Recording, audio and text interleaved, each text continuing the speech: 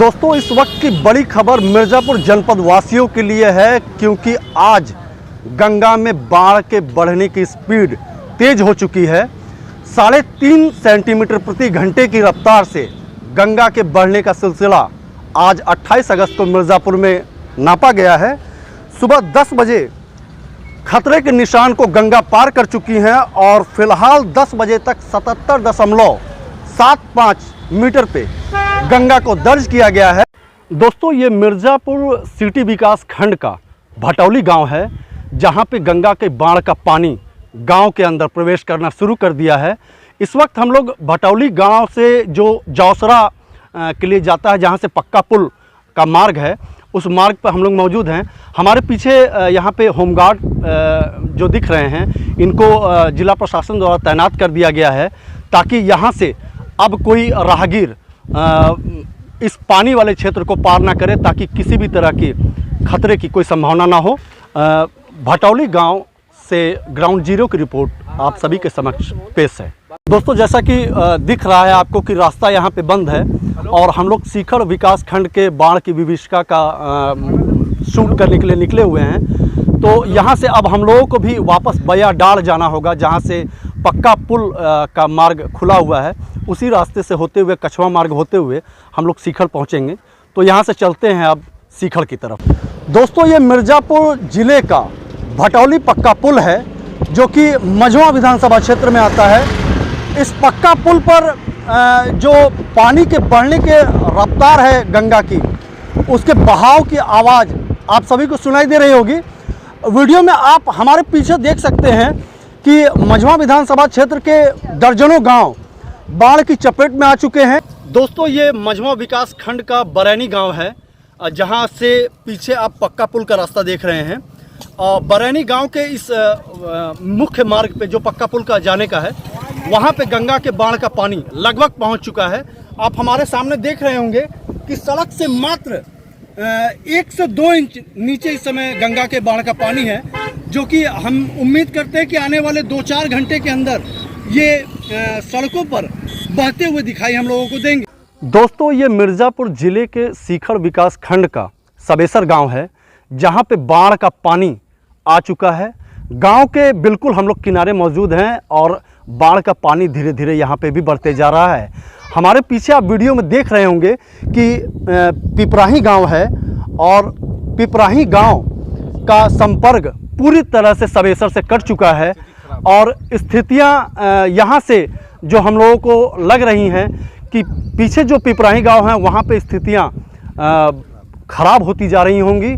जिला प्रशासन से हम अनुरोध करेंगे कि वो इन गांवों का दौरा करे, जहां पे बाढ़ का पानी पूरी तरह से पहुंच चुका है, और वो अपने गृहस्थी के इंतजाम के लिए चिंतित होंगे और परेशान होंगे। हम यहाँ के स्थानीय बासिंदों से बात करने की कोशिश करते हैं और सबेसर गांव में जो मौजूदा जो समस्या है उसको जानने की कोशिश करते हैं कि यहाँ पे बाढ़ के लेकर के यहाँ पे लोगों की क्या समस्याएं हैं। क्या नाम है आपका? हमारा नाम गोलू यादव। गोलू जी आप किस गांव के रहने वाले हैं? हम सबेसर के हैं। गोलू जी यहाँ पे क्या समस्याएं हैं फिलहाल? फिलहाल यहाँ पे समस्याएं हैं विद्युत की और नाव की है। पसियाही गांव और इसके आगे पिपराही गांव है, वहाँ पर भी व्यवस्था ये नाव की नहीं की गई है जी। विद्युत की समस्या वहाँ पर अधिक हैं और नाव भी चलाई नहीं जा रही जी। कल बात किए थे सब लोग, लेकिन भाई कोई आशंकाएं भाई सुनवाई ही नहीं हुई भी। यहाँ से ग्राउंड जीरो की जो रिपोर्ट कहती है वो सब आपके समक्ष पेश है। दोस्तों ये मिर्ज़ापुर ज़िले के सीखर विकास खंड का खैरा गांव ग्रामीण इलाका है, और जैसा कि आप वीडियो में हमारे पीछे देख रहे होंगे कि ये कछवा थाना क्षेत्रांतर्गत खैरा पुलिस चौकी है, जो कि वो भी बाढ़ की पानी के चपेट में आ चुका है। फिलहाल हम लोग सीखर विकास खंड के खैरा में हैं और ग्राउंड जीरो से जो रिपोर्ट है वो आपके समक्ष पेश है। और अब हम लोग यहाँ से चलते हैं सीखर गांव की तरफ, जहाँ के दर्जनों गांव बाढ़ की चपेट में आ चुके हैं। दोस्तों ये मिर्ज़ापुर ज़िले के सीखर विकास खंड का मुंदीपुर गांव है। मुंदीपुर गांव गंगा के तटवर्तीय क्षेत्रों में आता है। यहाँ पे गंगा का पानी जैसा कि आप देख रहे हैं प्रवेश कर गया है। हमारे साथ यहाँ के स्थानीय बासिंदे मौजूद हैं जिनसे हम बात करने की कोशिश करते हैं और जानने की कोशिश करते हैं कि फ़िलहाल यहाँ पे क्या समस्याएं हैं। आपका क्या नाम है? भाई साहब, मेरा नाम नवीन शेखर पांडे है। नवीन जी, आप कहाँ के रहने वाले हैं? मैं इसी गांव मुंदीपुर का रहने वाला हूं, जो कि गंगा के किनारे है बसा हुआ। और जैसा कि आप देख रहे हैं कि हमारे यहाँ सबसे बड़ी समस्या आवागमन की समस्या है जी, जिससे कि स्थानीय ग्रामवासी आने जाने में पानी में होके जा रहे हैं, जैसा कि आप देख रहे हैं, हमारे पीछे भी देख रहे हैं। दूसरी समस्या हमारे यहाँ पशुओं के चारा की है जी, जो कि लगभग नगण्य है, नहीं मिल पा रहा है। तीसरा सबसे बड़ा मूलभूत ये है कि हम सरकार से गुजारिश करते हैं कि जब तक पानी का वो खतरनाक बिंदु अपने स्तर तक न पहुंच जाए, बिजली हम लोगों को निर्बाध रूप से मिलती रहे। दोस्तों, इस वक्त हम लोग मिर्ज़ापुर ज़िले के चुनार क्षेत्र में मौजूद हैं, जहां पर ये पक्का पुल है और हमारे पीछे आप चुनार का वो ऐतिहासिक किला भी देख रहे होंगे, जिसकी कहानियाँ और जिसके कई धारावाहिक टीवी पे प्रसारित होते हुए हम लोगों ने देखा है। फिलहाल दोपहर 12 बजे गंगा का जलस्तर 77.224 मीटर, जो गंगा का खतरे का निशान है, उससे ऊपर गंगा मिर्ज़ापुर में बढ़ रही हैं और 77.80 पर दोपहर 12 बजे गंगा को दर्ज किया गया है। फिलहाल जो हम लोगों को सूचनाएं मिली हैं दोपहर के 2 बजे, वो गंगा के बढ़ने की स्पीड 2.5 सेंटीमीटर प्रति घंटे की रफ्तार से गंगा बढ़ रही है। जैसा कि दोस्तों हमने आपको बताया कि चुनार नगर के बालू घाट पर गंगा का पानी आ चुका है। आप हमारे पीछे देख सकते हैं कि माँ गंगा का जो लेवल है चुनार नगर के इस बालू घाट के बराबर हो चुका है, या यूं कहें कि बराबरी से कहीं कहीं ऊपर हो चुका है, जिसके वजह से गंगा बालू घाट के ऊपर तैर रही हैं। ये चुनार नगर के भीतर का इलाका है। ये चुनार नगर में भी गंगा का पानी धीरे धीरे प्रवेश कर रहा है। जिन नालों के सहारे गंगा में यहाँ के पानी गंदे जल को निकासी किया जाता था, उसी नाले के सहारे गंगा ने भी चुनार नगर में प्रवेश कर लिया है। दोस्तों, ये सीखड़ विकास खंड का मोइया गांव है और मोइया गांव में हम लोग इस वक्त मौजूद हैं। हमारे पीछे आप यहाँ पे माँ विंध्यवासिनी की जो मंदिर, प्रसिद्ध मंदिर है यहाँ का, आप उसे देख रहे होंगे। इस गांव के किनारे इस मंदिर के पास गंगा का पानी पहुंच चुका है और हमारे साथ इस वक्त बात करने के लिए मोइया गांव के नवनिर्वाचित ग्राम प्रधान दिनेश चौबे जी मौजूद हैं। हम उनसे बात करते हैं और उनसे जानने की कोशिश करते हैं कि फ़िलहाल उनके गांव में क्या समस्याएं हैं। चौबे जी, आपका हृदय से पहले तो आभार है कि आपने अपना अमूल्य समय हमें दिया। धन्यवाद। आपके यहाँ कोई समस्याएं बाढ़ को लेकर के अभी हैं या नहीं? अभी तो हमारे यहाँ कोई समस्या नहीं है जी। अगर केवल विद्युत आपूर्ति अगर ठप होती है तभी समस्या होगी जी। अभी हम उसके बाद हम लोग जिला प्रशासन के संपर्क में हैं। आपके यहाँ जैसे ये मंदिर के किनारे गंगा का पानी आ चुका है, तो आप लोग यहाँ के स्थानीय बासिंदे हैं, तो आप लोगों के अनुमान के आधार पर अभी कितने दिन गंगा बढ़ेंगी कि आपके गाँव में गंगा का पानी प्रवेश होगा? कम से कम 3 फीट के ऊपर पानी आएगा तब गांव में प्रवेश कर सकता है। 3 फीट? जी। फिलहाल में कोई समस्या नहीं? अभी कोई समस्या नहीं है जी। दोस्तों, इस वक्त हम लोग मिर्ज़ापुर जिले के सीखड़ विकास खंड के सीखड़ गांव में हैं, जहां पर गंगा के बाढ़ का पानी गांव के भीतर धीरे धीरे प्रवेश करके गांव के एकदम किनारे तक आ चुका है। गांव में कई घर ऐसे भी हैं जो कि बाढ़ के पानी के पूरी तरह चपेट में आ चुके हैं।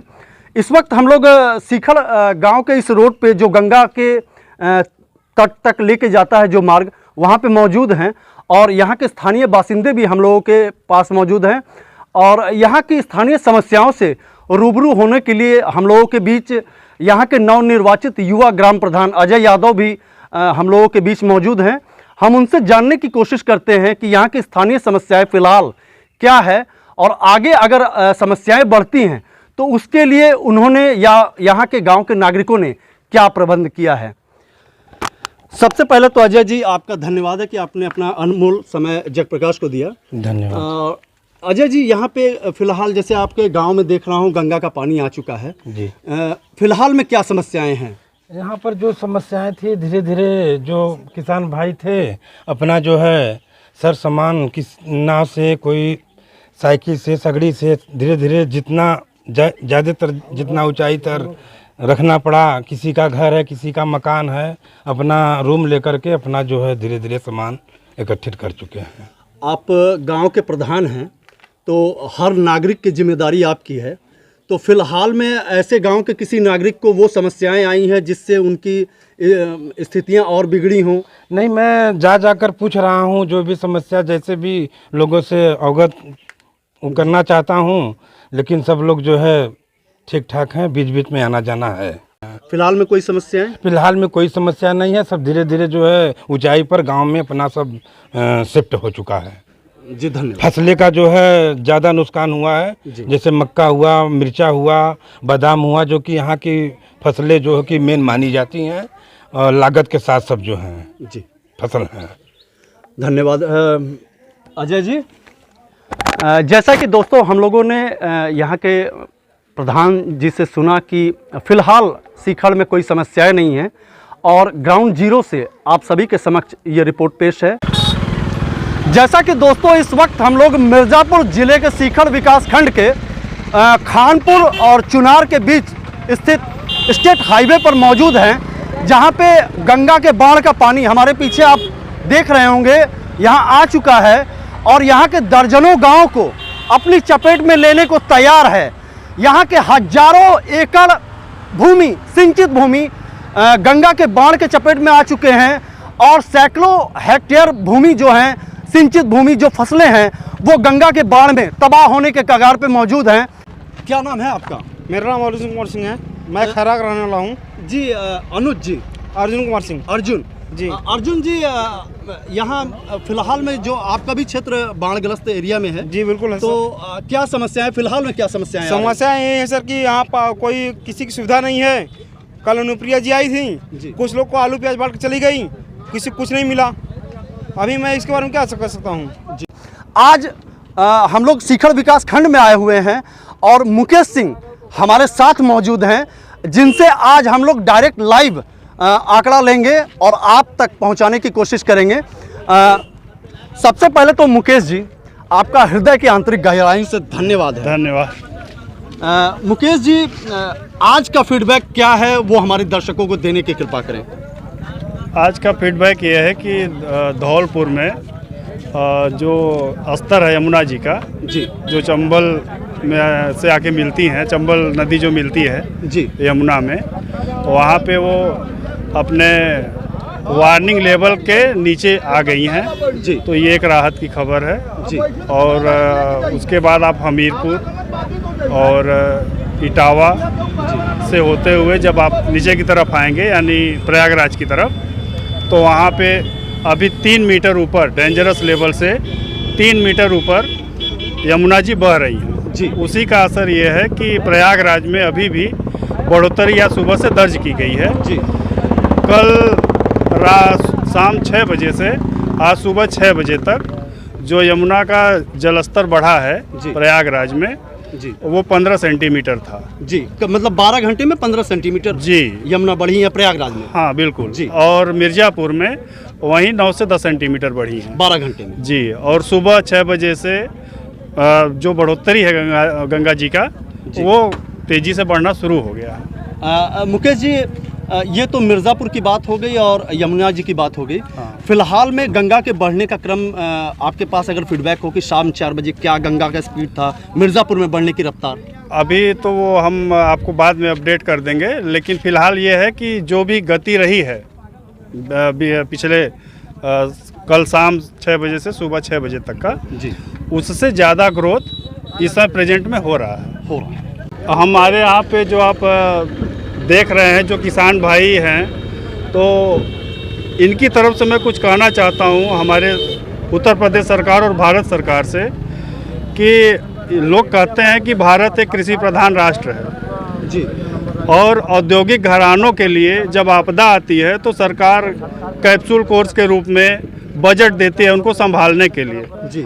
लेकिन कृषि कार्य में जो हमारे किसान भाई हैं वो लगातार, जैसे 2021 में बाढ़ आई, फिर 2000 में आ गई, इनको राहत के नाम पे सिर्फ 1000 या 2000 जो नाकाफ़ी है वो दिया जाता है। मैं चाहता हूं कि भारत सरकार या उत्तर प्रदेश सरकार कुछ ऐसा करे ताकि इनकी जो लागत है कम से कम वो वापस आ जाए, बिजली बिल जैसे हुआ, अप्रत्यक्ष रूप से बिजली बिल को माफ़ कर दिया जाए साल भर के लिए या आगे के लिए, तो इस तरह से उनको अप्रत्यक्ष रूप से लाभ हो जाए ताकि वो फिर से संभल के अपना योगदान खेती में कर सकें। अगर ऐसा नहीं कर पाएंगे तो ये किसान कैसे अपने आजीविका को आगे चला पाएंगे। क्या नाम है आपका? सुनील कुमार सिंह, सुनील जी, आप कहाँ के रहने वाले हैं? बगहा। सुनील जी, यहाँ पे स्थानीय समस्याएं क्या है? बाढ़ का पानी तो आ चुका है गांव-गांव तक। जी, क्या समस्याएं हैं यहाँ के किसानों और ग्रामीणों में?